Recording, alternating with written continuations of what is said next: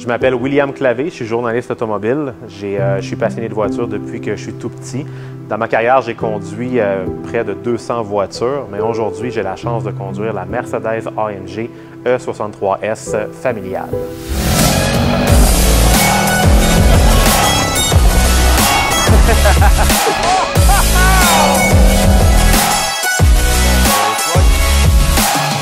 Bonjour tout le monde et bienvenue dans ce nouvel épisode d'Autopassion. Aujourd'hui, je reçois un invité bien spécial, William Clavé, un gars de Sherbrooke qui est devenu journaliste automobile et qui a une passion indéniable pour les autos. Pour l'occasion, on va tester ensemble la voiture des vrais de vrais puristes chez Mercedes, la E63S AMG 2019 dans sa version familiale. Venez voir ça!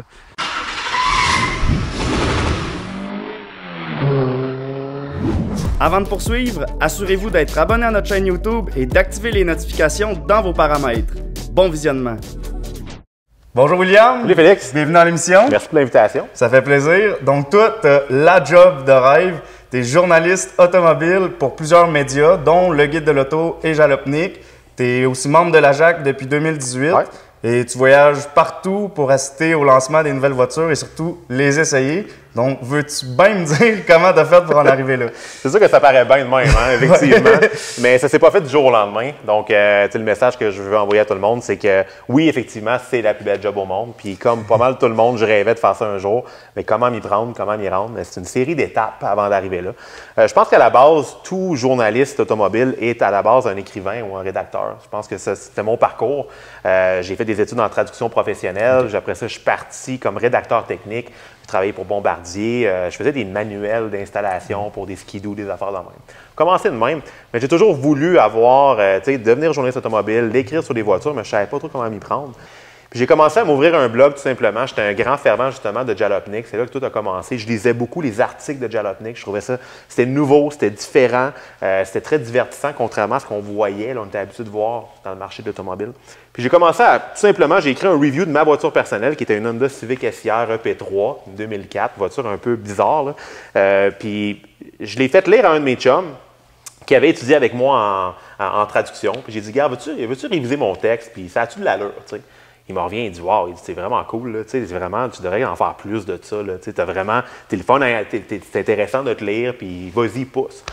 Je mets ça en ligne, puis tranquillement, moi, toutes les fins de semaine, j'écrivais des petits blog posts, puis regarde, au début, j'avais 10 views, il n'y avait personne qui lisait ça. Mais, puis à un moment donné, j'ai fait un texte sur l'Acura ILX. Okay. Un auto random, c'est rien de spectaculaire, mais c'était un texte d'opinion sur cette voiture-là. Puis à l'époque, Jalopnik partageait les articles des blogs. Ils ne le font plus maintenant, mais ils le faisaient à l'époque.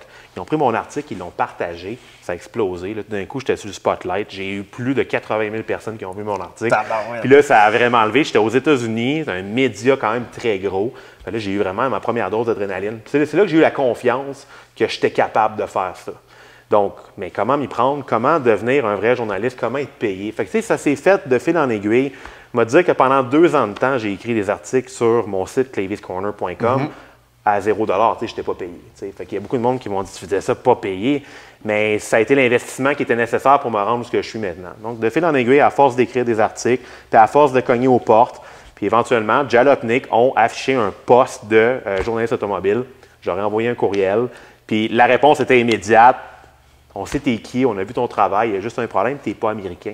Fait qu'on ne peut pas t'engager à temps plein. Okay. À cause que tu es Canadien, c'est compliqué. Fait mais je peux t'offrir de quoi la pige si tu veux. Si tu veux commencer, on peut te payer. Puis ça a commencé de même. J'avais encore ma job de rédacteur technique. Je faisais ça les fins de semaine. Puis là, encore plus, super content. Puis là, c'est vraiment là que j'ai commencé à me faire connaître dans l'industrie au Québec parce que, bon, les constructeurs automobiles ont pris connaissance qu'il y avait quelqu'un de Jalopnik qui écrivait, qui était à Montréal, qui est un gros site web. Puis j'étais un peu arrivé comme par la porte d'en arrière parce que, bon, il y avait les médias établis ici, le Guide de l'Auto, RPM et compagnie. C'est qui ces gars-là, tout d'un coup, qui sort de nulle part, qui écrit pour Jalopnik? Donc, ça, de fil en aiguille, à force de continuer à pousser, puis à travailler fort, puis de rester intègre, je me suis rendu où ce que je suis rendu aujourd'hui. Et là, tu as surtout été connu pour l'expression « exiting a car like a badass motherfucker ». Ouais. Donc, explique-moi ça un peu, d'où que c'est parti. Quand j'étais encore sur la plateforme Kinja, c'était juste avant que Jalopnik commence. Je n'étais pas encore officiellement journaliste. Mon blog commençait à être gros. Puis là, à un moment donné, j'avais écrit au monde, qu'est-ce que vous voulez voir de plus? Qu'est-ce que vous aimez, qu'est-ce que vous n'aimez pas de mon site? J'ai fait un beau texte, puis j'ai lancé un appel. Puis je te dis, les commentaires, c'était tout. On veut voir plus de photos de toi qui sort des chars. Puis il y en a un qui a écrit, moi, je veux voir plus de photos de toi qui sort comme un band. Je sais quoi, band? Là, je google ça. Badass motherfucker. Je suis comme, OK, c'est ce que les gens veulent voir. Fait que pourquoi pas? Fait que moi, j'ai juste pris toutes les photos que j'avais accumulées de mon photographe. J'en avais plein que j'avais pas publiées parce que j'étais comme, j'en montrerai pas. Ça fait trop comme égocentrique. Je vais pas trop me montrer tout le temps. J'ai fait un article qui est encore en ligne d'ailleurs. Ça s'appelle Exiting Cars Like a Badass Motherfucker. Il y en a deux. Il y a partie 1, partie 2. Puis j'ai la collection de toutes les voitures. Écoute, ça a levé. Ça a tellement levé que j'ai été approché par Drive Tribe qui m'ont proposé justement d'avoir ma propre page Drive Tribe. Puis on s'entend Drive Tribe là, dans le domaine, gros, ouais. c'est Jeremy Clarkson puis l'ancienne gang de Top ouais. Gear. Moi, quand ils m'ont envoyé un courriel, j'ai fait quoi? OK. Puis là, je vais te poser la question que tu dois te faire poser le plus souvent. C'est quoi la top auto exotique que tu as eu la chance d'essayer dans ta carrière? Exotique. Écoute, j'en ai conduit beaucoup des voitures, puis c'est dur de répondre, mais ce qui est frais dans ma mémoire, je pense que ça va être la McLaren 600 LT Spider. Et je prends le temps de préciser Spider parce que le fait qu'elle est décapotable, tu l'entends pas mal plus. Dans les oreilles. Donc, tu sais, la 600 LT Spider, quoi dire? Écoute, c'est une machine écœurante. C'est sûr que c'est une voiture qui n'est pas très accessible. C'est littéralement un go-kart avec 600 chevaux. Hyper léger. Hyper léger. C'est la version, en fait, c'est une 570S qui a été allégée, qui a été allongée. C'est une long tail. Exactement. Avec plus de puissance. Donc, littéralement, tu es assis, tu es connecté avec le bolide. C'est du fibre de carbone partout. Puis écoute, c'est euphorique. C'est pour vrai, c'est vraiment trippant. Je suis presque pas jaloux. Mais sinon, j'imagine que dans ton emploi, il n'y a pas tout le temps des points positifs. Avec, tu voyages beaucoup, l'avion, décalage, les horaires chargés. Il faut que tu trouves de l'inspiration au travers de ça. Ça ne doit pas tout le temps être facile. Non, effectivement, ça, c'est l'envers de la médaille. Puis même quand on en parle, les gens, ils nous croient pas. Ben oui, tu conduis des chars, tu voyages, tu n'as pas à te plaindre. Mais il y a un côté très stressant à cet emploi-là. C'est dur sur le corps, c'est dur sur le moral. Il faut que tu restes, comme tu dis, il faut que tu aies de l'inspiration. Les vols, les décalages horaires, tu travailles dans l'avion, tu as mal dormi, bon, les retards à l'aéroport, etc. Tu as des dates d'échéance, tu as des deadlines. Fait que tu as des gens qui attendent après toi. Il faut que tu remettes tes articles à temps. Tout est rapide en ligne. Il faut que ça sorte. Il faut que ça sorte vite. Puis tu as de plus en plus de plateformes.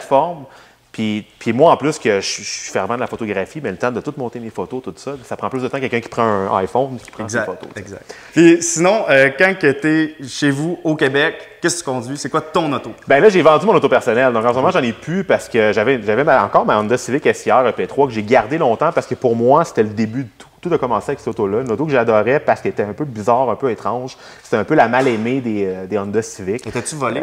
Non, c'était l'auto la plus volée au Canada. C'est vrai, elle a été très volée. Non, la mienne était clean, la mienne était blanche. Mais je l'ai comme vendue / donnée à mon père. Fait que chez mon père, il en prend soin, elle roule encore. Écoute, puis à chaque fois que je vais chez mon père, je suis content de la revoir. Donc à la maison, moi, ma conjointe et moi, on partage une Hyundai Elantra 2018, voiture très rationnelle. Pour la simple raison qu'en ce moment, dans mon métier, j'ai plus vraiment besoin d'avoir de voiture. Ça serait plus un fardeau qu'autre chose. J'ai l'opportunité d'avoir toutes les voitures que je veux. Donc, j'en profite pour le moment. Puis voilà, c'est pour ça que j'ai pas de voiture en ce moment. Et là, évidemment, c'est un spécial Mercedes aujourd'hui. Ouais. Et parle-moi un peu de ton expérience avec la marque. C'est quoi la première Mercedes que tu as eu la chance d'essayer? Puis c'est quoi ton top 3 que tu as essayé? Bien, bizarrement, la première Mercedes que j'ai essayée, c'est une AMG GTR. Donc, ça a commencé quand même raide. C'est dans quand j'avais commencé au Guide de l'auto, un de mes premiers voyages, c'était sur l'île de Vancouver au AMG Performance Tour. Donc, c'est comme une école de conduite haute performance que AMG apporte toutes leurs bolides sur la piste de course. C'est un buffet ouvert. Ça, c'est plate. Donc, il y a des instructeurs de conduite. Tu apprends en même temps la conduite automobile. C'est ça qui est le fun, c'est que tu apprends des techniques. Mais oui, tu pars d'une CLA 45 jusqu'à une E63S ou une AMG GTR. Donc oui, l'AMG GTR sur le circuit, une machine, une bombe. Là. Puis honnêtement, elle m'a pas intimidé autant que je pensais. J'ai embarqué dedans, j'avais un peu, je shakeais un peu, j'avais peur. Puis ça prend pas de temps qu'à t'apprivoise. Tu l'apprivoises rapidement. C'est une voiture qui est c'est un gros nounours. C'est une voiture qui est assez maniable, très solide, bonne tenue de route. On la sent qui est bien plantée au sol. Donc, ouais, c'est très large, exactement. Donc, j'ai pas eu autant peur que je pensais. Mais oui, très trippant comme bagnole. Puis ton top 3? Mon top 3 Mercedes, GTR, j'imagine, en premier. la GTR. Dans ce que j'ai essayé, j'ai bien aimé la classe A que j'ai essayé plutôt cette année, la A250, la version hatchback à Ion. Puis j'ai bien aimé la C300 familiale, qui est un modèle qu'on a juste ici au Canada, qui n'est pas vendu aux États-Unis. J'aime bien le principe, avec le 2 litres turbo, elle n'est pas trop dispendieuse, une petite familiale, bonne petite tenue de route, elle paraît bien. J'étais très satisfait de cette voiture-là. Je suis bien d'accord. Et si, mettons, tu gagnes à la loterie demain matin, ton top 3 de Mercedes que tu as dans ton garage, ça serait quoi? C'est sûr que j'aurais une vieille SL. Donc, une SL début des années 90. Je pense que c'est la R 129. Oui, c'est ça. J'ai la misère un peu avec ces codes-là, mais je la trouve juste absolument de toute beauté. C'est sûr que j'aurais un G-Wagon 6x6. Ça prend ça. Pour l'hiver, c'est parfait. Mais je veux dire, t'arrives quelque part avec ça, puis il n'y a personne qui peut rien dire. Même la personne qui a le pick-up le plus jacké, le plus monté, un Hummer. Moi, j'ai 6 roues. Désolé, tu perds. J'ai une Mercedes en plus. Donc, puis, parlant de la classe A, bon, on ne l'a pas ici en Amérique du Nord, mais la A45, nous, on va avoir la A35. La A35, c'est ça. La A45 qui est seulement en Europe, qui est la version la plus intense, qui est une hot hatchback. 421 HP dans un 4 cylindres de 2 litres. Oui, puis là, on est vraiment rendu que les compacts sportives là, sont rendus à un niveau qu'on n'aurait jamais pu imaginer. Puis elle est belle, surtout en jaune. Moi, je la trouve vraiment, vraiment belle. Là. Bon, ben, je suis d'accord avec toi, sauf peut-être la SL. Moi, j'irais plus avec une 280 Pagode. Ah oui, les plus vieilles. C'est vrai qu'elles sont belles aussi. Donc, je pense que j'ai choisi une auto qui devrait te plaire aujourd'hui. Oui, tu as apporté vraiment quelque chose qui m'intéresse. Écoute, en tant que passionné, je pense qu'on a la voiture parfaite derrière nous. Hein, exact. La AMG E63S en version familiale. Donc, une voiture qui est spacieuse, pratique, mais qui en même temps qui est très performante. Qui est pour les de vrais puristes. Les vrais puristes, puis même quelqu'un qui n'est pas un puriste va apprécier cette voiture-là, je pense, parce qu'on va vraiment chercher le confort. Une voiture qui a plusieurs personnalités, je crois. Hein. Oui, donc qu'est-ce que tu dirais qu'on aille l'essayer? Certainement, je dirais pas non à ça. Parfait.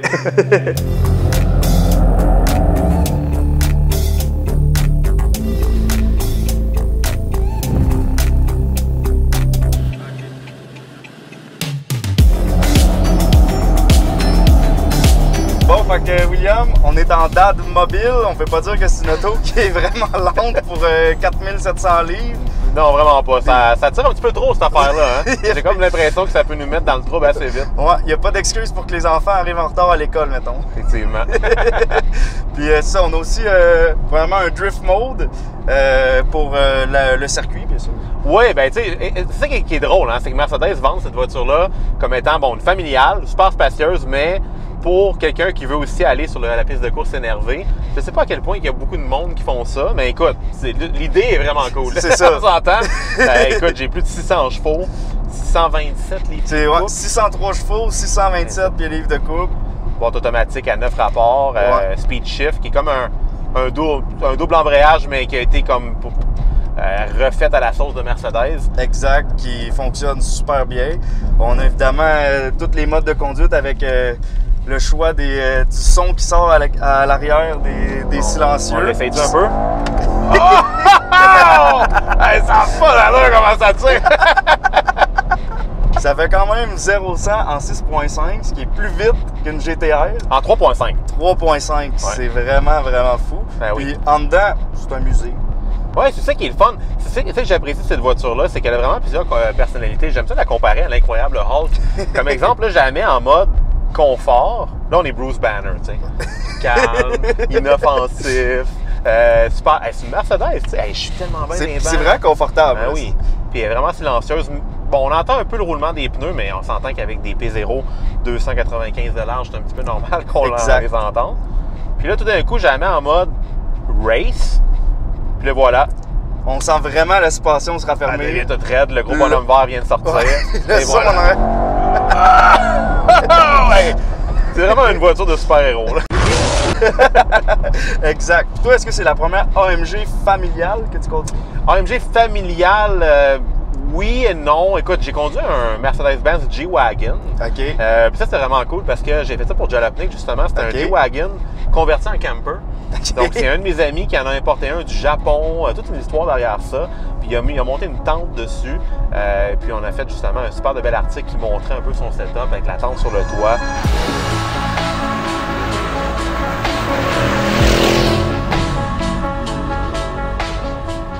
Trouves-tu que le son dans familial, on dirait que c'est comme ça fait une caisse de résonance. Ah ouais, non, c'est ça. Ça sonne bien plus. On l'entend plus, elle est comme plus longue un peu, l'habitacle est plus long. Donc on est vraiment dans une boîte à beurre avec 600 chevaux. C'est pas mal ça. Puis un drift mode. Un drift mode, oui, effectivement. On peut pas l'essayer ici sur les routes publiques, mais on encourage tout le monde d'aller, si possible, si vous avez la chance d'avoir une Mercedes E63 AMG, d'aller l'essayer sur C'est sûr que c'est là qu'il faut aller. Pour aller sur le circuit de course, ouais. Ça, c'est vraiment une voiture qui a été conçue pour les puristes, puis elle a été conçue par des puristes, on s'entend. On le sent tout de suite. C'est vraiment une des dernières de sa race. Écoute, on a un V8 sur le moteur biturbo. Traction intégrale, mais également, on peut la mettre en mode propulsion. En fait, c'est un système de clutch, si je ne me trompe pas, là, qui permet de désengager les roues avant. Puis c'est intéressant parce que là, Mercedes ont annoncé récemment qu'ils vont arrêter le développement des moteurs à essence. Donc, on pousse vers l'électrification. Donc, Mercedes ont carrément affirmé, on dit qu'ils ont atteint le summum du moteur à essence. Puis on constate avec cette voiture-là, on ne peut pas avoir bien plus extrême que ça. Non. Des accélérations qui se comparent à des super voitures dans un habitacle ultra confortable. Mais j'ai hâte de voir qu'est-ce que le futur nous réserve, quel genre de motorisation électrique Mercedes va nous proposer. Et c'est quoi le plus beau voyage que tu as eu la chance de faire dans ta carrière? Le voyage le plus fascinant, c'était en Corée du Sud. Ah ouais? J'étais là avec Hyundai pour le Palisade, en fait. Hyundai présentait le Palisade en primeur internationale. Je l'ai conduit en version diesel qu'on n'aura jamais ici. Puis j'ai eu la chance de visiter, moi, ce que je trouvais fascinant de la Corée du Sud, de voir la culture de la Corée du Sud, à quel point ils sont autosuffisants, à quel point ils sont technologiques. J'ai visité les centres, les usines d'acier Hyundai. J'ai visité. Il paraît que c'est fou, là. C'est incroyable. C'est incroyable. Moi, je suis sorti de la Corée en me disant... Tu sais, déjà que dernièrement, je respecte beaucoup Hyundai, Kia et Genesis, là, le groupe coréen. Mais quand je suis sorti de là, je me suis dit... La première fois qui m'est venue en tête, je me suis dit, est-ce que les marques américaines est-ce qu'ils savent contre quoi ils s'affrontent? Ils ont-ils une idée c'est quoi la machine coréenne? Parce que moi, quand j'ai vu ça, c'est complètement cinglé. J'ai vu les centres de recherche, les centres de design. Donc, ça, on le ressent dans leurs nouveaux produits, qu'ils évoluent là, à vitesse grand V. Là. Effectivement. Moi, j'ai aucun problème à recommander des produits coréens. D'ailleurs, chez nous, on a une Hyundai Elantra, puis on n'a aucun problème avec cette petite bagnole-là.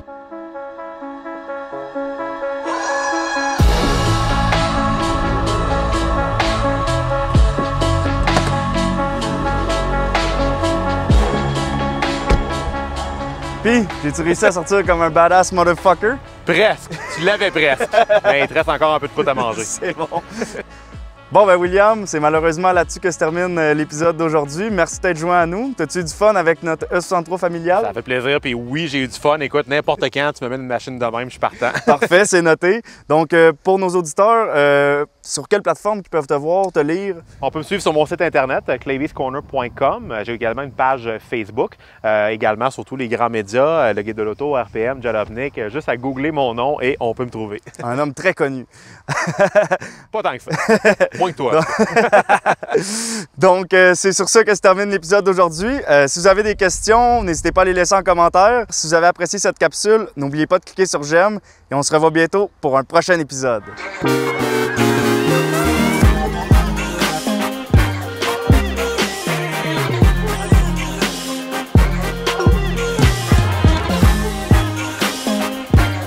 Bon, ben Will... Ah non, Will. Je vais dire William. On va pas déranger.